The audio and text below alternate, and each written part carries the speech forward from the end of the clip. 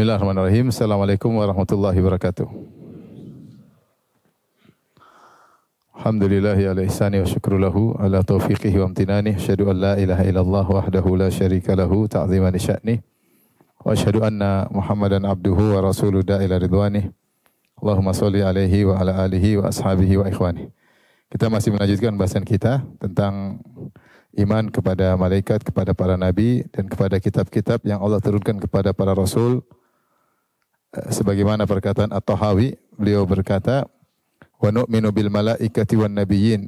Kami beriman kepada para malaikat dan sudah kita bahas pada pertemuan kemarin, wan nabiyyin dan para nabi, wal kutubil munazzalati alal mursalin, dan kitab-kitab, kami beriman kepada kitab-kitab yang diturunkan kepada para rasul. Wa nashhadu annahum kanu alal haqqil mubin, dan kami bersaksi bahwasanya para rasul berada di atas kebenaran yang nyata. Pada kesempatan kali ini kita akan bahas tentang iman kepada kitab-kitab Allah Subhanahu wa taala. Saya bagi dua. Pertama, terkait dengan iman secara umum kepada kitab-kitab suci. Yang kedua, khusus terkait dengan Al-Quran. Adapun yang terkait dengan kitab-kitab suci secara umum, pertama tentu kita meyakini semuanya merupakan firman Allah, ya. Allah berfirman, wa qul amantu bima anzalallahu min kitab. Dan katakanlah, aku beriman kepada kitab suci mana yang Allah turunkan. Kitab suci mana saja yang Allah turunkan. Ya, surat Asy-Syura ayat 15. Demikian juga dalam akhir surat Al-Baqarah, kullun amana billahi wa malaikatihi wa kutubihi wa rusulihi la nufarriqu baina ahadin min rusulihi. Yaitu semuanya beriman kepada Allah, kepada malaikat dan kepada kitab-kitab Allah Subhanahu wa taala. Jadi harus yakin bahwasanya kitab-kitab suci tersebut turun dari Allah Subhanahu wa taala. Kemudian kita beriman juga yang kedua, bahwasanya semua kitab suci diturunkan kepada para rasul dengan bahasa yang Allah kehendaki. Kepada Nabi Muhammad Al-Quran dengan bahasa Arab, kepada Nabi Musa dengan bahasa Ibriyah atau Ibraniyah, Taurat, kepada Nabi Isa dengan bahasa Siryaniyah, Injil. Kemudian kepada nabi-nabi sebelumnya ada Suhuf Ibrahim. Ibrahim alaihissalam mungkin punya bahasa sendiri, ya. Kita tidak tahu, tetapi Allah menurunkan kitab suci dengan bahasa yang Allah kehendaki dan Allah yang mengajarkan kepada makhluknya bahasa. Kemudian yang ketiga, kitab suci tersebut bisa dengan salah satu dari tiga cara, ya. Tetapi yang pertama, wahyu dari Allah Subhanahu wa taala berupa ilham atau mimpi. Sebagaimana dalam Al-Qur'an kata Allah Subhanahu wa taala, wa ma kana li basyarin an yukallimahullah illa wahyan aw mi wara'a hijabin aw yursila rasulan fayuhyiya bi idnihi ma yasha. Tidaklah manusia berbicara dengan Allah, ya, kecuali wahyu berupa ilham atau mimpi, ya, berupa ilham atau mimpi, ya. Cuma apakah wahyu ini berupa ilham atau mimpi kemudian bisa menjadi kitab suci, wallahu alam bisawab. Ini kita belum, tapi ini cara Allah berbicara dengan manusia dengan salah satu dari tiga cara.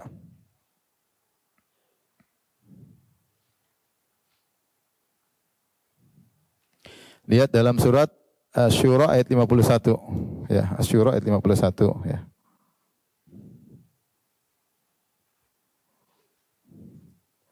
Asy-Syura ya. Ayat 42, ayat 51.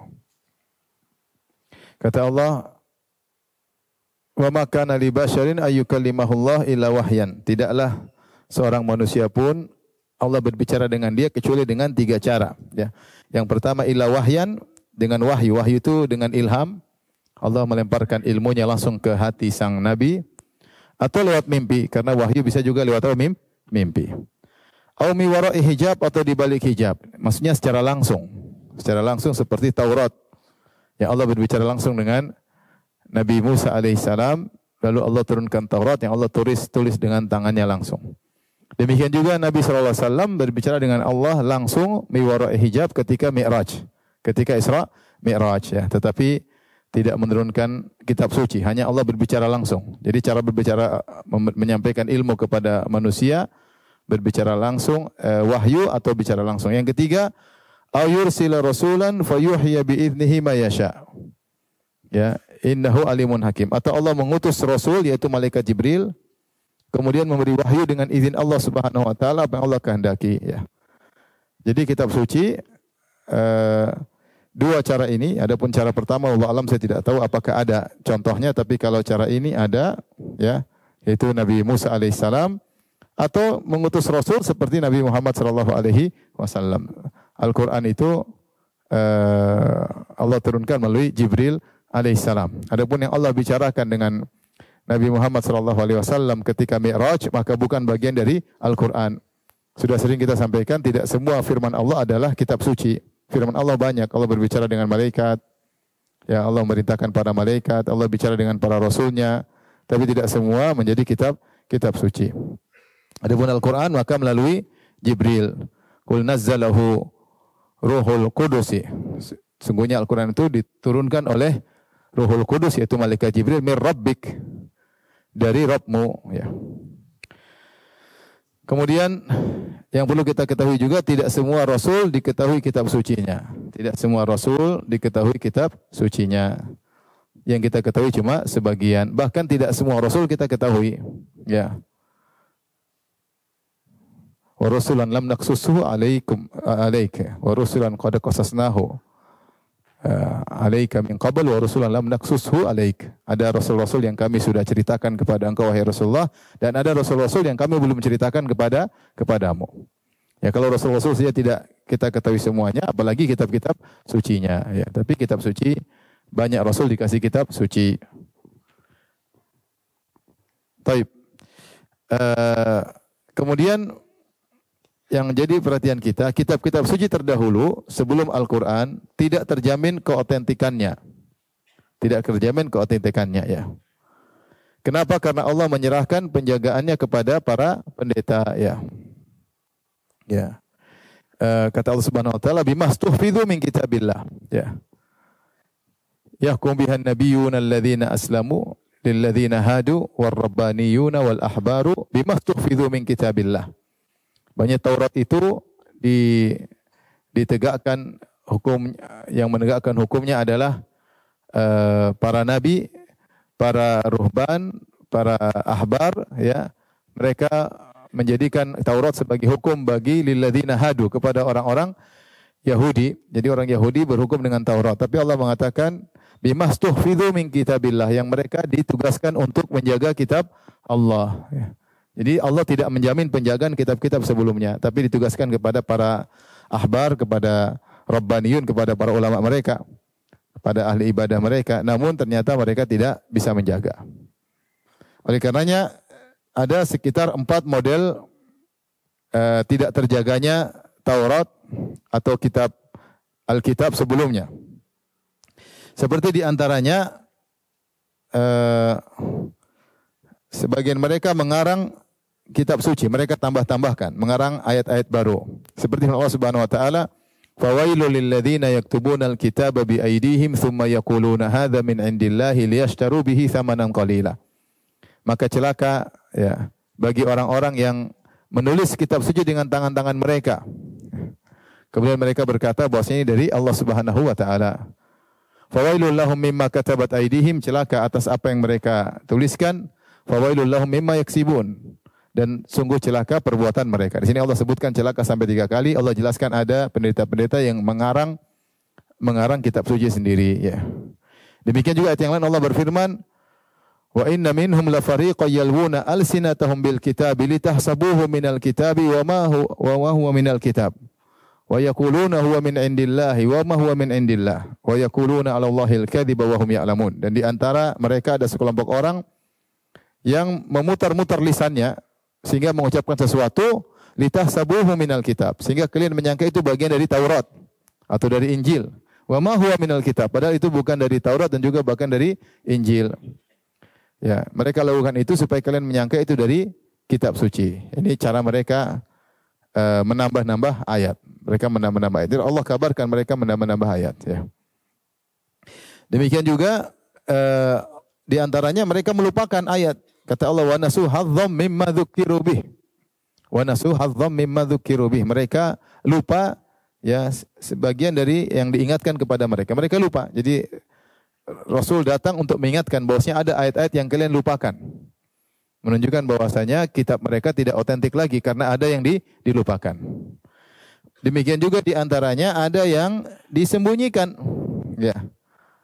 Ya. Yang apa namanya? Katsiran mimma kuntum tukhfun, ya. Yubayyinu lakum katsiran mimma kuntum tukhfun, ya. Datang Rasul kepada kalian untuk menjelaskan kepada kalian banyak yang kalian sembunyikan. Banyak yang kalian sembunyikan. Seperti ketika mereka tidak merajam orang yang berzina, mereka rubah ketika terjadi perzinahan di antara kalangan orang-orang rendahan, maka mereka hukum rajam. Ketika yang melakukan zina ternyata para pembesar, maka mereka rubah. Mereka cuma arak pezina tersebut, kemudian dihitamkan wajahnya, kemudian diarak, dikeliling, tidak dirajam. Sampai akhirnya di antara mereka ketika terjadi perzinahan, mereka bilang, coba kita tanya kepada Muhammad, ya, bagaimana hukumnya. Akhirnya dihadirkanlah Taurat, Rasulullah suruh baca Taurat, kemudian mereka baca dan ayat rajam mereka sembunyikan, mereka tutup dengan tangan mereka. Akhirnya dikatakan, coba angkat tangannya. Ternyata isinya tentang ayat apa? Rajam. Jadi kebiasaan mereka menyembunyikan ayat-ayat Allah Subhanahu wa taala. Kemudian yang keempat, mereka sering menafsirkan dengan menyimpang, ya. Jadi sudah ayatnya mungkin ada tapi ditafsirkan dengan menyimpang, ya. Ya. Yuharrifunal kalima an mawadhi'ihi. Mereka rubah-rubah firman-firman Allah dari tempatnya yang sungguhnya. Itu mereka tafsir dengan menyimpang. Ini model-model penyimpangan yang terjadi pada kitab-kitab suci sebelumnya, baik Al-Qur'an, baik Taurat maupun Injil, ya. Sehingga keotentikannya tidak terjaga. Keotentikannya tidak terjaga. Tapi ini terkait dengan kitab-kitab suci sebelumnya, sebelum Al-Qur'an. Taib, adapun terkait Al-Qur'an, paham sampai sini? Paham, ya? Kita lanjut, adapun Al-Qur'an maka memiliki kekhususan. Al-Qur'an, khusus terkait Al-Qur'an, pertama kita harus meyakini bahwasanya Al-Qur'an datang memansuhkan kitab-kitab suci sebelumnya. Ya, kitab-kitab suci sebelumnya dimansuhkan oleh Al-Qur'an. Allah berfirman dalam surat Al-Maidah, di antaranya wa muhaiminan alaih, yaitu sebagai saksi atas kebenaran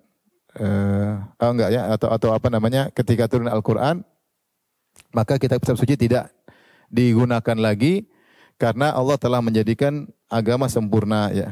Kata Allah Subhanahu wa taala, al-yauma akmaltu lakum dinakum. Aku telah sempurnakan bagi kalian agama kalian. Ya. Sehingga agama Islam sudah sempurna tanpa perlu dari agama-agama lainnya. Kemudian juga ketika Umar bin Khattab radhiyallahu anhu datang membawa lembaran dari kitab-kitab suci terdahulu, maka Rasulullah pun marah. Ya, Rasulullah pun marah. Rasulullah berkata kepada Umar, "Amutahawwikuna anta ya ibnal Khattab?" Wahai Umar, apakah kau mutahawwikun? Maksudnya ada yang mengatakan maknanya mutahayyirun, ragu. Apa kau bimbang? Apa kau bingung, wahai Umar? Kenapa harus baca dari kitab suci sebelumnya? Lau kana Musa hayyan ma wasi'u ila tibai. Kalau Nabi Musa masih hidup, tidak boleh bagi dia kecuali jadi pengikutku. Tidak boleh bagi dia kecuali jadi pengikutku. Oleh karenanya, Al-Quran memansuhkan kitab-kitab suci sebelumnya. Maka kalau mencari petunjuk, hanya dari Al-Quran. Tidak perlu kitab-kitab suci terdahulu. Kenapa tadi saya katakan agama sudah sempurna. Agama sudah sempurna. Al-yawma akmaltu lakum dinakum. Tanpa perlu kitab suci lain. Kemudian yang kedua, bahwasanya Nabi melarang sallallahu alaihi wasallam melarang Umar membaca dari kitab suci terdahulu.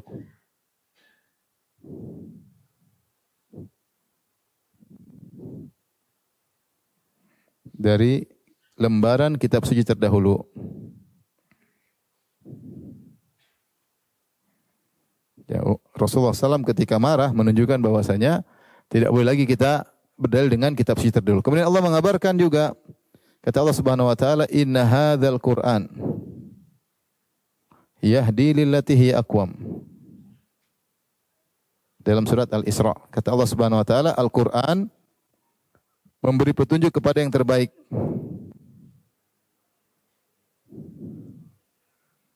Petunjuk kepada yang terbaik. Sehingga kita tidak butuh filsafat, tidak butuh ajaran-ajaran terdahulu. Al-Quran sudah lengkap. Dan para sahabat mereka berhasil dan mereka jaya tanpa harus ada kitab suci yang lain, tanpa ajaran lain, tanpa filsafat yang lain, tanpa yang lain-lain. Cukup Al-Quran dan Sunnah. Dan mereka sudah jaya dan berhasil. Ya. Oleh karena saya mungkin sampaikan sebelumnya lagi ada yang lupa, bahwasanya kitab-kitab suci terdahulu ya berlaku pada umat-umat masing-masing ya. Ini saya tambahkan di sini. 6 kitab-kitab suci terdahulu hanya berlaku pada umat masing-masing.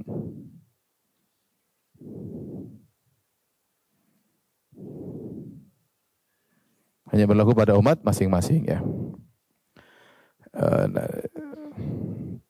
Sehingga datang kitab terakhir yang memansuhkan seluruh kitab-kitab sebelumnya. Makanya Al-Quran harus menjadi standar karena dia adalah kitab suci terakhir. Kitab suci terakhir. Tapi kita lanjutkan. Ya. Jadi Nabi melarang Umar membaca dari lembaran kitab suci. Bahkan Nabi mengatakan, seandainya Musa masih hidup, dia akan menjadi pengikutku. Ya. Kemudian berikutnya, mungkin saya tambahkan lagi. Al-Quran berlaku sampai hari kiamat. Hingga hari kiamat. Ya. Jadi tidak ada lagi yang dimansuhkan. Al-Quran berlaku sampai hari kiamat. Karena dia adalah kitab terakhir. Adalah kitab suci terakhir. Tapi di antaranya yang berikutnya, Al-Quran terjaga keautentikannya. Karena Allah yang menjamin dan menjaganya. Inna nahnu nazzalna dzikra wa inna lahu lahafizun. Sungguhnya kami yang telah menurunkan Al-Quran, kami akan menjaganya. Berbeda dengan kitab suci sebelumnya, yang di mana Allah menugaskan para ulamanya untuk menjaganya. Namun mereka tidak mampu untuk menjaganya. Dengan hikmah Allah Subhanahu wa taala. Al-Quran, Allah yang tanggung jawab penjagaannya, ya, karena memang akan harus berlaku sampai hari kiamat. Makanya Al-Quran di antara bentuk penjagaan Allah, Al-Quran diriwayatkan dengan mutawatir. Dengan mutawatir, ya. Dan nanti yang disebutkan juga mudah untuk dihafal. Ini di antara bentuk penjagaan Allah terhadap Al-Quran. Diriwayatkan dengan mutawatir dan mudah untuk dihafal. Ya. Kemudian di antara terkait Al-Quran secara spesifik adalah yang ketiga, Al-Quran adalah muhaimin, saksi atas kebenaran kitab-kitab suci terdahulu. Ya. Jadi di antara fungsi Al-Quran Allah berfirman, wa anzalna ilaikal kitaba bil haqq musaddiqan lima baina yadayhi minal kitab, untuk membenarkan kitab-kitab suci sebelumnya, wa muhaiminan alaih, dan menjadi saksi atas kebenaran kitab-kitab suci sebelumnya. Makanya seharusnya orang Yahudi senang dengan Nabi Muhammad SAW. Orang Nasara juga benar. Kenapa? Karena Al-Quran ini membenarkan, dulu pernah ada namanya Taurat, dulu pernah ada namanya Injil, dulu namanya Suhuf Ibrahim, dulu namanya Zabur. Yang membenarkan siapa? Al-Quran. Al-Quran dulu pernah ada.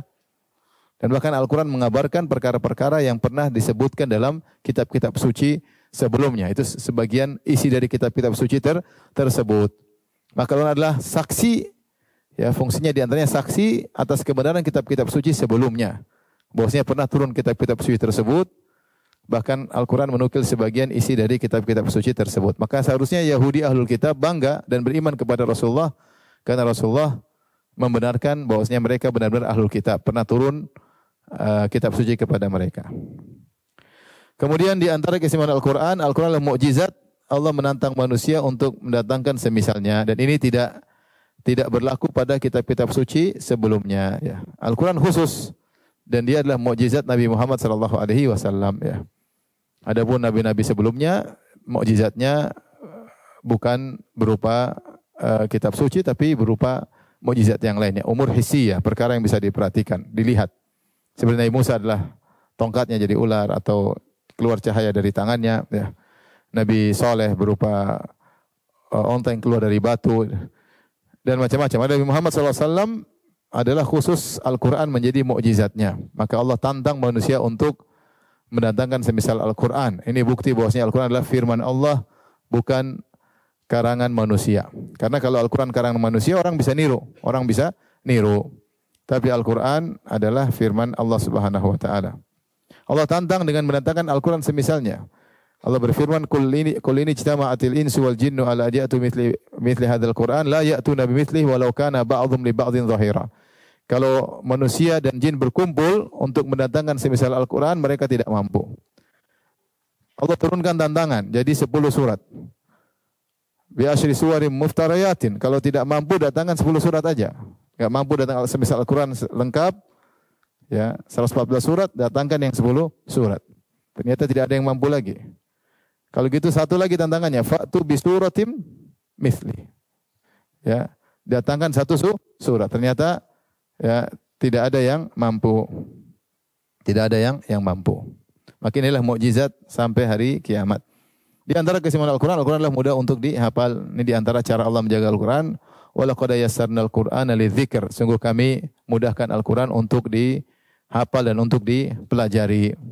Kita dapati di antara keajaiban Al-Quran bahwasanya anak-anak pun bisa hafal Al-Quran. Dan tentunya keajaiban Al-Quran sangat banyak. Ini sebagian aja yang saya singgung pada kesempatan kali ini. Taib. Paham?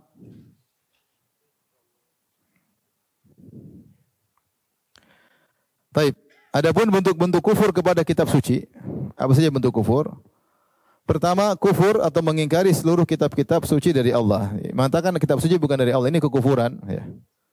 Seperti orang ateis, tentu Allah saja dia tidak beriman, apalagi kitab suci.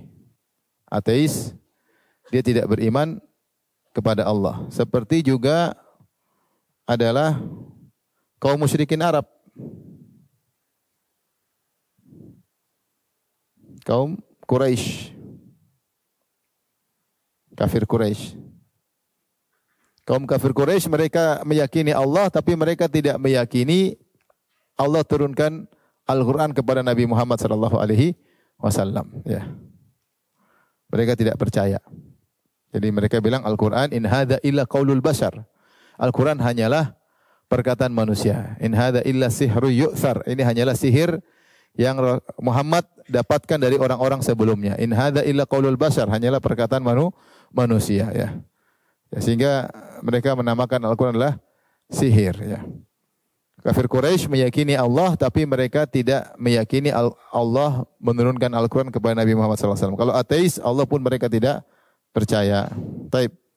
Di antaranya adalah para filsuf. Sudah kita sebutkan kemarin, para filsuf tidak meyakini ada malaikat menyampaikan wahyu kepada para nabi, tapi hanyalah sekedar ya, hayalan-hayalan dari akal faal atau dan macam-macam sudah kita jelaskan sebelumnya, ya.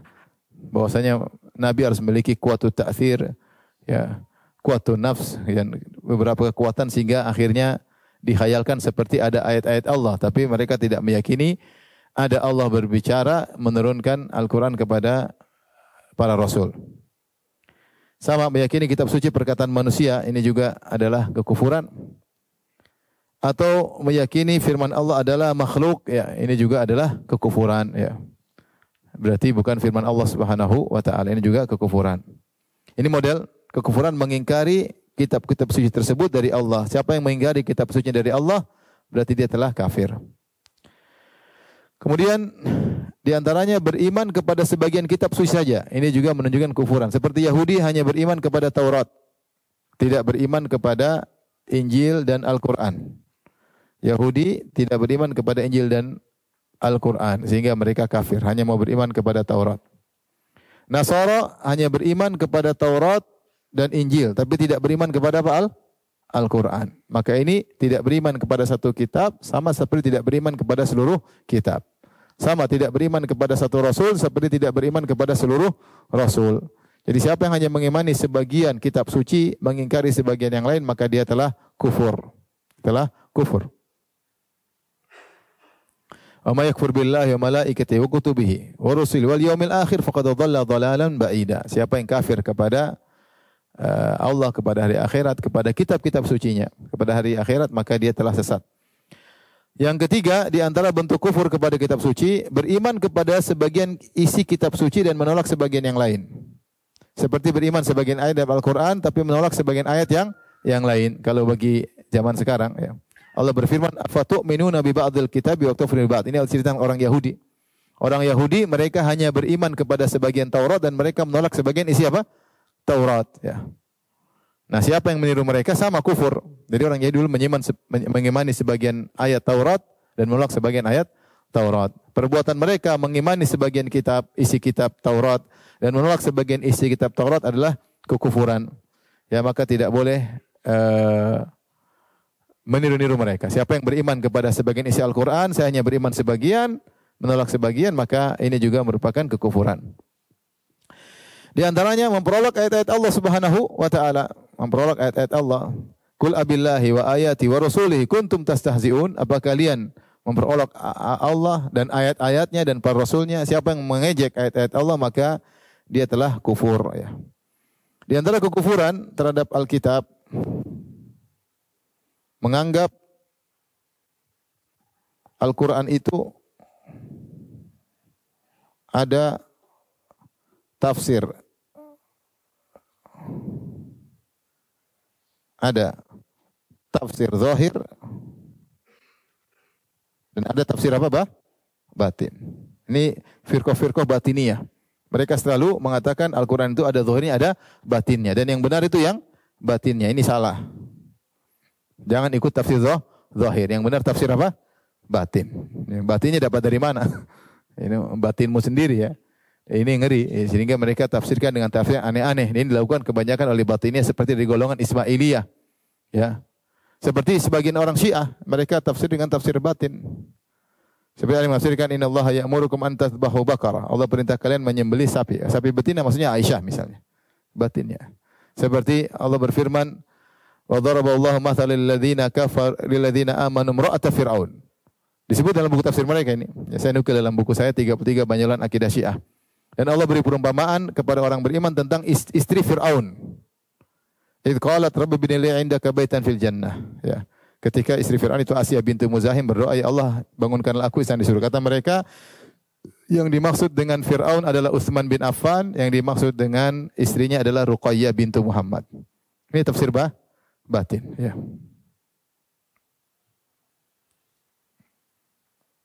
Dan banyak mereka tafsir, ya. Banyak, ya. Seperti Syamsu wal Qamaru bi husban, saya lupa ya, kalau nggak salah itu Hasan dan Husain. Pokoknya tafsir aneh-aneh. Mereka punya tafsir aneh-aneh. Sama seperti mereka tafsirkan haji, ini Qaramitah, Syiah Qaramitah. Mereka mengatakan haji adalah menuju. Menuju maksudnya apa? Menuju guru-guru, bukan menuju Ka'bah, menuju apa? Guru-guru. Saum, puasa maksudnya imsak, menjaga rahasia, maksudnya menjaga rahasia kelompok kita. Jadi saum artinya menahan, maksudnya menahan apa? Rahasia. Ini repot seperti ini, tafsir batin. Dan Al-Ghazali punya buku Fadha'ih Al-Batiniyah, yaitu dia membahas tentang keburukan firqah-firqah kebatinan. Ini pernah ada seperti ini, ya. Kemudian sekarang muncul namanya tafsir hermeneutika, ya. Tafsirnya orang-orang liberal, tafsir seenaknya tanpa kaedah. Tanpa kaedah lebih ngeri lagi tafsirnya, ya. Makanya ketika dalam buku sebagian buku mereka, saya tidak ingin sebut nama, ya. Ketika mereka menukil di mukaddimah oleh Nur Khalis Majid, Nur Khalis Majid kasih mukaddimah tentang buku hermeneutika. Kemudian dia mengatakan bahwasanya teori hermeneutika ini sudah didahului oleh ilmuwan-ilmuwan Islam sebelumnya. Dia contohkan siapa? Dia contohkan pertama kebatinan. Bukankah ada tafsir semirip hermeneutika itu tafsir kebatinan? Ini dia berdalil dengan kerusakan, kesesatan dijadikan dalil. Dan kita bilang benar sebagaimana tafsir kebatinan sesat, maka hermeneutika adalah kelanjutan dari kesesatan tersebut, ya. Kemudian juga dia berdalil dengan tafsirnya filsuf. Yang filsuf kata dia mengingkari adanya hari kiamat, ya. Cuma kata seorang ahli filsafat, para nabi berdusta demi kemaslahatan. Para nabi berdusta demi kemaslahatan. Dia menggambarkan seakan-akan ada hari kiamat, ada hari kebangkitan. Itu sebenarnya enggak ada. Itu cuma supaya orang itu berakhlak. Dan orang awam tidak bisa berakhlak mulia kecuali ditakut-takuti seperti itu. Ini contoh tafsir kebatinan yang dijadikan dalil oleh Nur Khalis Majid bolehnya tafsir hermeneutika. Bahwasanya ini bukan hal yang baru, sudah ada di dunia Islam sebelumnya, tapi itu kerusakan semuanya. Ya, kerusakan semuanya. Oleh karena sebagian mereka, saya tidak ingin sebut nama, sudah jadi pada pejabat sekarang. Jadi mengatakan bahwasanya ya seperti mereka mengatakan kisah Nabi Nuh alaihissalam tidak ada. Ya. Itu juga sempat ada makalah judulnya antara kisah Nabi Nuh dengan Spider-Man. Spider-Man kan tokoh fiktif yang dibuat untuk menjelaskan sesuatu. Seperti kisah kancil dan apa? Buaya. Ya. Kancil dan buaya, benar ya? Ya seperti itu. Nah, Allah bikin kisah Nabi itu enggak ada sebenarnya enggak ada. Mana ada Nabi diutus, kemudian berdakwah 950 tahun, enggak mau kemudian kirim banjir, mati semua. Itu enggak bisa enggak pantas bagi Tuhan. Kata mereka, sebenarnya mereka bilang kisah Nabi itu enggak ada. Itu cuma kisah fiktif. Ini dijadikan dalil untuk tafsir hermeneutika. Apa bedanya dengan perkataan orang musyrikin? Asatirul awwalin. Al-Quran hanyalah dongeng-dongeng orang terdahulu. Ini contoh bentuk kekufuran kepada Al-Quran ketika menganggap isi Al-Quran hanyalah fiktif. Akhirnya tafsir hermeneutika ya, tentunya bertingkat-tingkat. Seperti sebagian mereka ketika ditanya tentang, bukankah dalam Al-Quran Allah mengharamkan perbuatan kaum Nabi Lut, homoseksual, sampai Allah turunkan adab yang begitu pedih, dan kata mereka itu diharamkan bukan karena perbuatannya, tapi karena cara bermainnya yang salah ya. Jadi kata dia homoseksual itu udah given ya, from God ya, dari sananya ya, dari pemberian dari, yaitu given itu artinya apa? Anugerah ya, hadiah ya. Pemberian dari Allah. Seorang suka sesama jenis itu pemberian dari siapa? Allah, subhanallah. Itu hasil dari tafsir hermeneutika. Sehingga orang liberal ini susah. Mereka menolak semua kaidah, terus kita bilang coba tunjukkan kaidahmu. Bagaimana cara kaidah tafsir hermeneutika? Mereka tidak bakalan bisa datangkan kaidah. Kapan mereka datangkan kaidah berarti tidak liberal. Liberal itu harus bebas, lepas tanpa kaidah. Gimana suatu disiplin ilmu tanpa kaidah? Disiplin ilmu mana saja pasti ada kaidahnya. Mau kedokteran, mau fisika, mau kimia, emang bicara tanpa kaidah bicara ngawur namanya. Datangkan wahai orang-orang liberal. Karena sudah doktor, sudah profesor, datangkan kaidah tafsir hermeneutika versi kalian. Kalian menolak kaidah ahli tafsir sebelumnya, datangkan kaidah tafsir menurut kalian hermeneutika. Gak bakalan bisa. Makanya ngeri, ini diantara salah satu kekufuran dalam Al-Quran. Di antara kekufuran, ini mereka bangun di atas apa? Seperti keenam, saya tambah lagi. Mereka mengatakan Al-Quran produk budaya, produk kerjasama antara Allah dan Muhammad.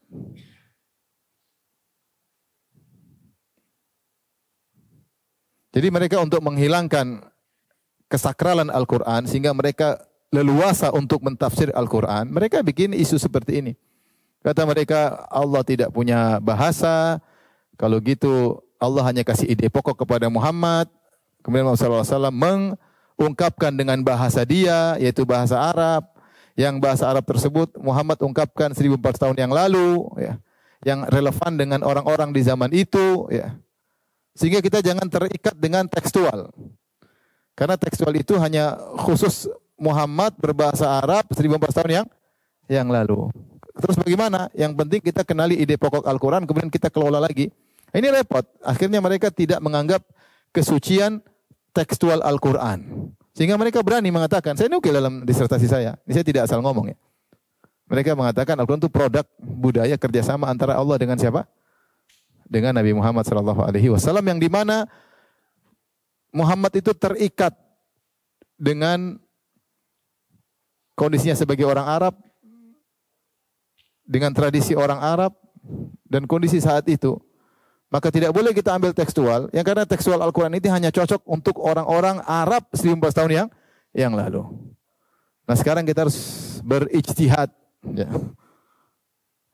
Udahlah, capek kalau bicara mereka. Tapi ya ini saya sudah sering, tapi saya ingatkan kembali. Bahwasanya ini sebenarnya kufur kepada Al-Quran. Berarti Al-Quran bukan dari Allah Subhanahu Wa Taala, tapi produk kerjasama. Baik, kita lanjutkan. Paham?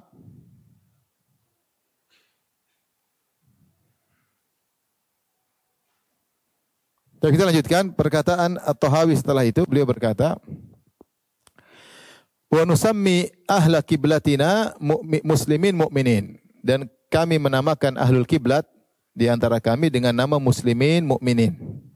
Wa nusammi ahla kiblatina muslimin mu'minin. Kami menamakan ahlul kiblat dengan kaum muslimin atau kaum mukminin. Dengan syarat madamu bima jaa bihin Nabi sallallahu alaihi wasallam mu'tarifin, selama mereka mengakui apa yang dibawa oleh Nabi. Dibawa oleh Nabi ya. Dibawa oleh Nabi.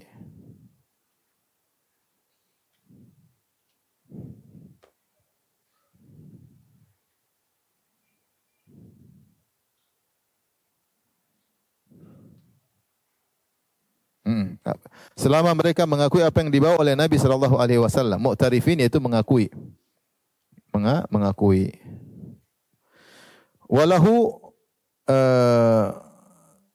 walahu bikulli maqalahu wa akhbara musaddiqin, dan membenarkan semua yang dikatakan dan dikabarkan oleh Nabi sallallahu alaihi wasallam. Musaddiqin, membenarkan.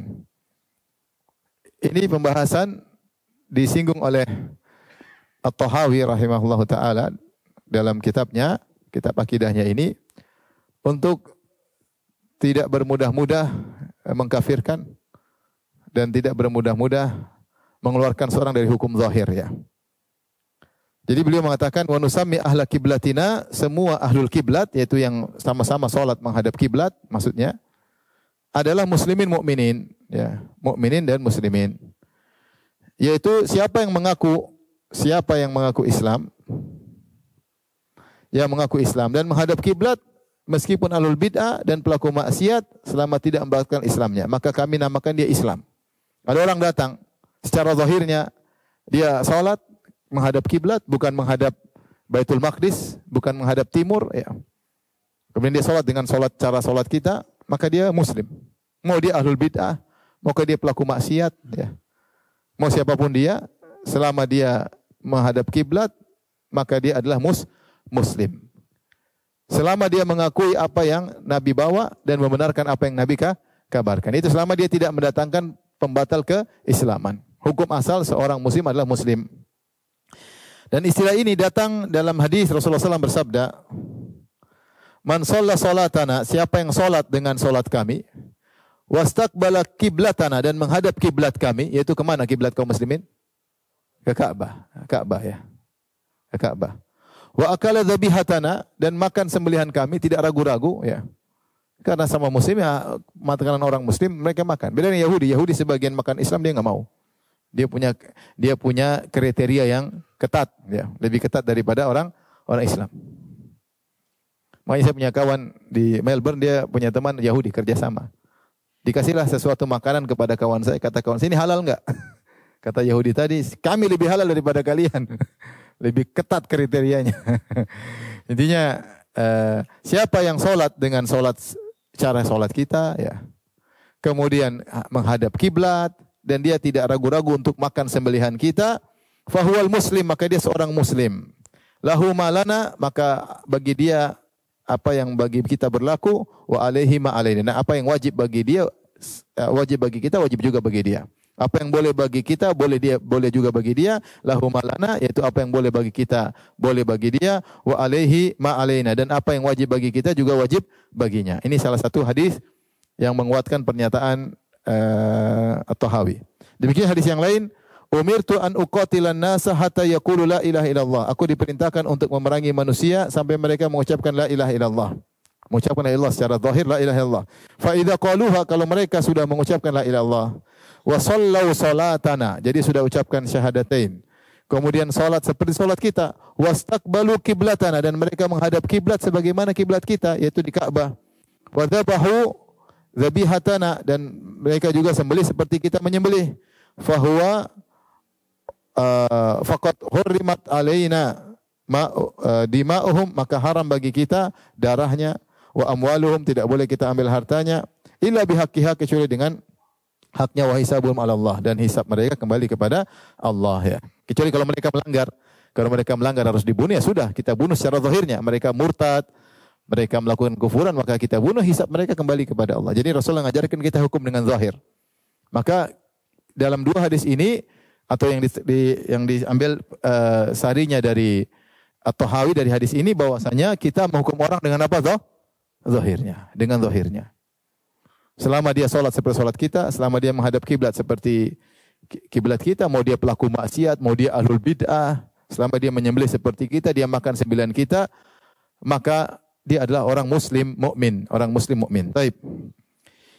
Hukum asal, maka diambil dari faedah ini hukum asal, siapa yang melakukan tiga hal maka dihukum muslim dan dikenal dengan ahlul kiblat. Dengan ahlul kiblat. Sama-sama ahlul kiblat itu istilah. Istilah dari yang diambil dari hadis-hadis tadi. Kita sama-sama ahlul kiblat, yaitu sama-sama menghadap Ka'bah. Ya udahlah, masih sama muslim. Ya, ada hukum-hukum yang berlaku di antara kita. Kemudian hukum istilah hukum asal adalah kita menilai zahirnya. Maka ini mencakup apa? Mencakup muslim yang benar dan taat, ahlul kiblat, mencakup muslim yang benar dan taat. Kemudian kata sebagian ulama mencakup seluruh firqah yang belum kafir. 73 firqah semua termasuk dari ahlul kiblat. Yang kata Rasulullah SAW, "Wasataftariku hadhil ummah ala 73 firqah." Dan umat ini akan terpecah menjadi 73 golongan. Semuanya ahlul kiblat. Oleh karenanya banyak ulama berpendapat bahwasanya 73 golongan ini semua masih muslim. Sehingga mereka mengeluarkan Rafidhah dari kelompok ini. Mereka keluarkan Jahmiyah dari 73 golongan.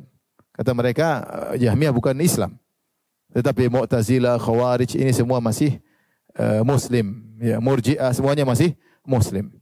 Sehingga kalimat ahlul kiblat mencakup muslim yang taat, mencakup pelaku maksiat, mencakup ahlul bid'ah. Selama bid'ahnya tidak sampai pada kekufuran. Ya. Bahkan munafik yang menyembunyikan kekufurannya selama dia menampakkan Islam, maka kita juga bilang ahlul apa? Kiblat.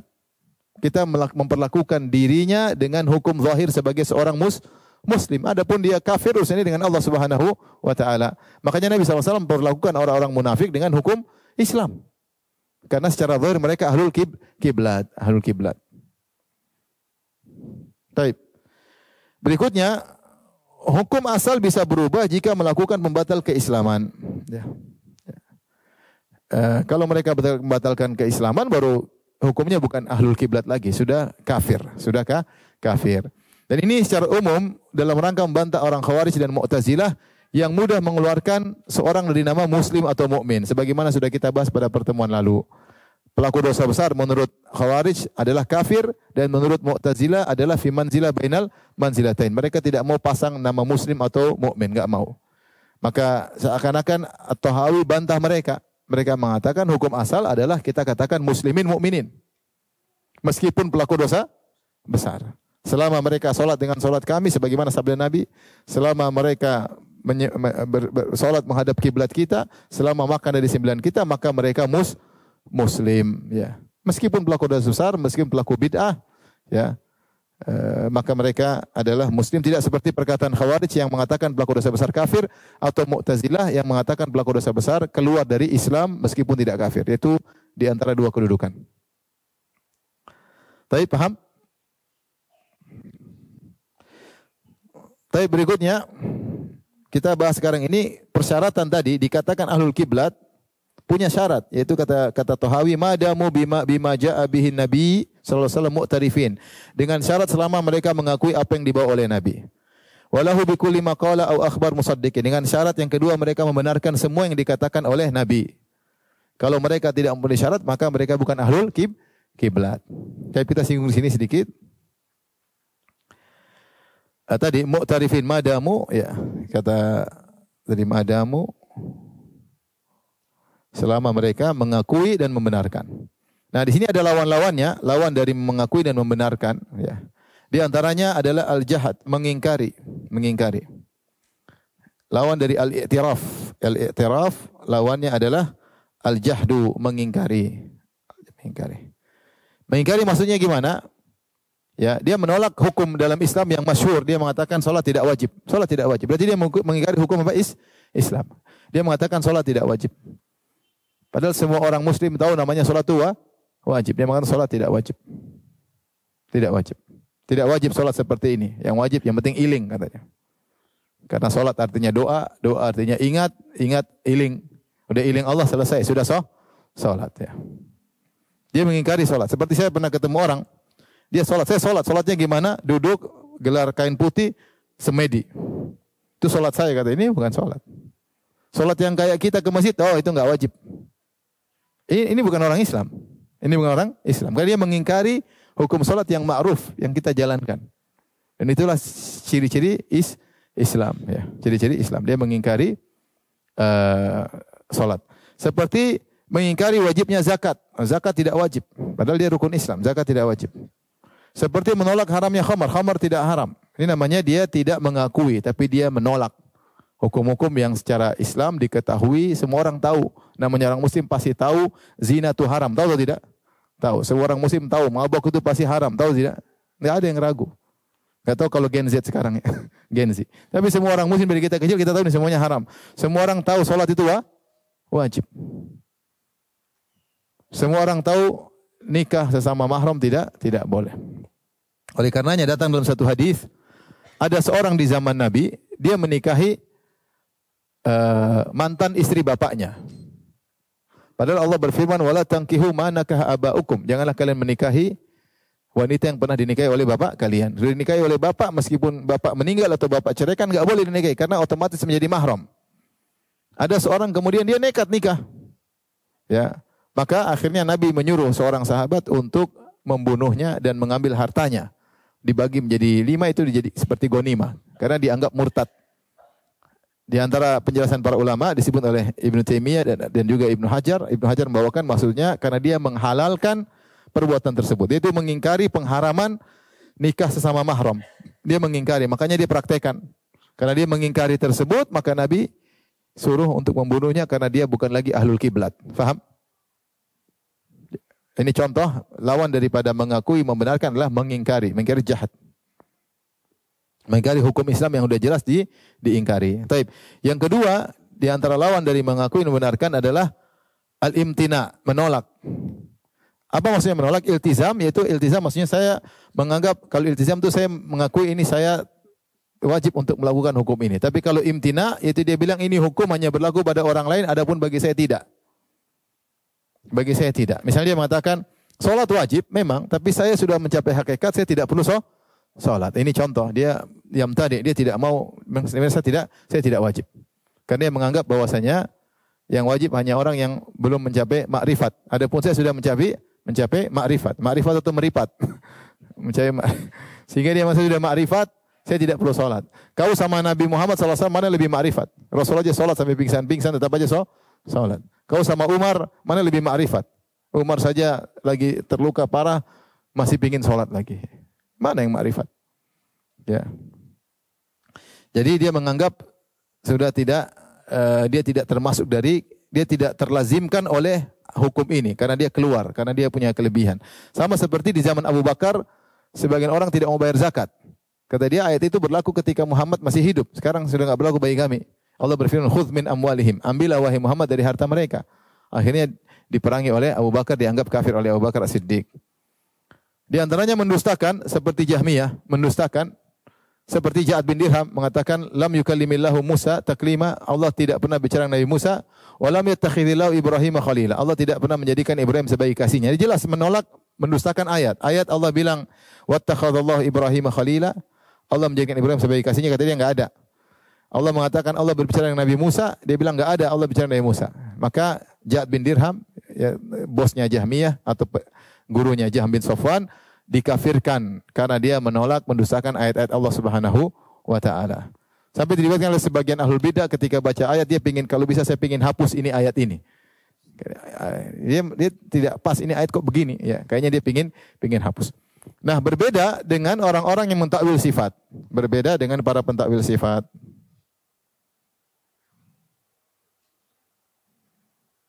Para pentakwil sifat.